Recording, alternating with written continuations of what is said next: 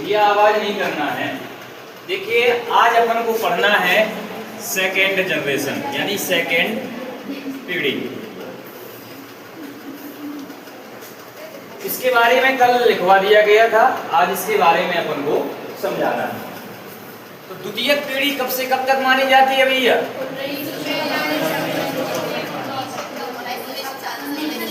Very good, 1956 से। तो भैया 1956 से 1964 के मध्य जितने भी सारी दुनिया में कंप्यूटर बनाए गए होंगे वो किस जनरेशन के अंतर्गत आएंगे? सेकेंड जनरेशन या द्वितीयक पीढ़ी के अंतर्गत आते हैं। सेकेंड जनरेशन के जो कंप्यूटर की शुरुआत मानी जाती है, यानी सेकेंड जनरेशन के जो प्रथम कंप्यूटर बनाए गए रहे होंगे वो जॉर्डन के द्वारा बनाए गए थे। किसके द्वारा? जॉर्डन और विलियम बी शॉकली के द्वारा बनाए गए थे। किनके द्वारा? जॉर्डन और विलियम बी शॉकली के द्वारा सेकेंड जनरेशन के कंप्यूटर बनाए गए थे। सेकेंड जनरेशन के कंप्यूटर में वैक्यूम ट्यूब के स्थान पर ट्रांजिस्टर का उपयोग किया गया था। ट्रांजिस्टर को देखा है कभी किसी ने? नहीं देखा। तो ट्रांजिस्टर की आकृति जो होती है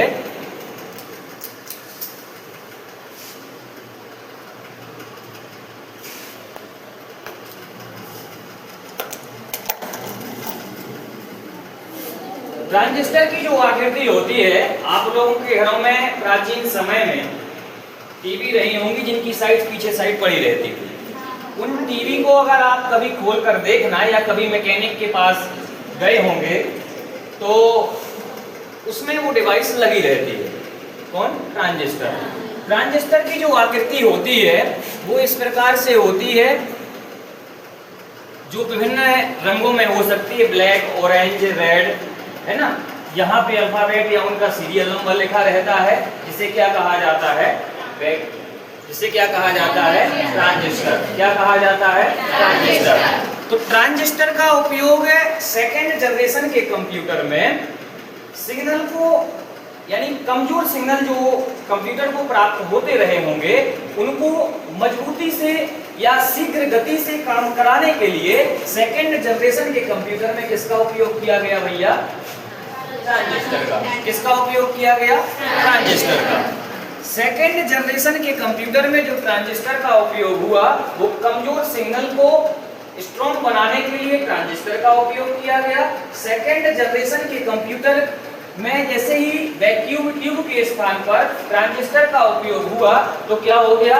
जो फर्स्ट जनरेशन के कंप्यूटर एक तो आकार में इस कमरे से भी बड़े हुआ करते थे, और फर्स्ट जनरेशन में क्या होता था? केवल गणितीय गणनाओं को आप उसके माध्यम से कर पाते थे। लेकिन जैसे ही वैक्यूम ट्यूब के स्थान पर ट्रांजिस्टर का उपयोग जब हुआ तो जो गणितीय गणनाएं बस की जा सकती थी कंप्यूटर में, वो उससे अतिरिक्त कार्य भी इसमें किए जाने लगे। फर्स्ट जनरेशन के कंप्यूटर में किसी भी प्रकार के डेटा को सेव नहीं किया जा सकता था। किसी भी प्रकार के डेटा को सेव नहीं किया जा सकता था, लेकिन सेकेंड जनरेशन के कंप्यूटर में डेटा को स्टोर भी किया जा सकता है। इसके लिए इसमें चुंबकीय टेप का उपयोग किया जाता था। चुंबकीय टेप का। अब बोलोगे सर चुंबकीय टेप क्या है? आप लोगों ने देखा होगा पहले के टाइम पर घरों में टेप रिकॉर्डर हुआ करता था, जिसमें एक प्लास्टिक की कैसेट वगैरह लगती थी, जिसमें प्लास्टिक की एक रील टाइप की निकला करती थी। देखिए किसी ने? तो उसको क्या बोला जाता है? मैग्नेटिक टेप बोला जाता है। क्या बोला जाता है उस कैसेट को? अब मैग्नेटिक टेप जो हुआ करती है उसमें क्या होता है? डेटा सीक्वेंशियल क्रम में स्टोर होता है। सीक्वेंशियल क्रम का तात्पर्य है कि डेटा क्रमबद्ध तरीके से उसमें स्टोर होता है। आगे बात समझ में? अगर वो मैग्नेटिक टेप की जो रील होती है, अगर वो बीच से अगर डैमेज हो जाएगी, अगर आप उसको कट कर देंगे और चिपका देंगे तो काम तो बराबर करेगी, लेकिन जितनी वो प्लास्टिक की रील काटी गई है उसमें स्टोर डेटा क्या हो जाएगा?